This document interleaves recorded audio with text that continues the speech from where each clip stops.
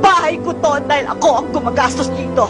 Ako nagbabayad ng ilaw, ako nagbabayad ng tubig. Get out of my house! I don't need a parasite! I don't need a part-time wife. Kapag gusto sabihin sa'yo, ayaw lang kitang saktan. Putang ina mo!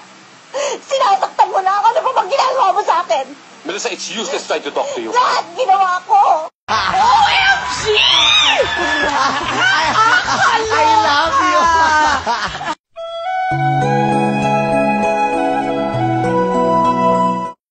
Maintain mo lang yung peace. Ganyan ka lang, oh. Calm down. Ngayon, pag provoke ka ulit na ng 3 times, pukin ang ina nila, just try it again and again. Ipinahan ko na yung lolo na yan. Pukin ang ina mo, lo! Utang ina mo! Tingnan mo yung gagawin ko. Beast mode ako, ha? Gawin mo!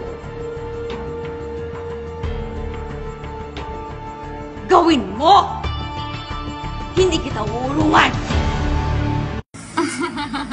A woman only becomes a mistress when there's emotional involvement. At wala akong balak ma-inlove sa'yo. Sabihin mo muna na kailangan mo ko. No. Okay, madali naman akong kausap.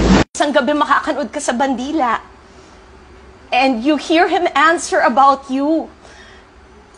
Alam mo kasi live yun, hindi yun edited. Impertinente. Huwag mo akong kausapin ng ganyan. Katulong ka lang.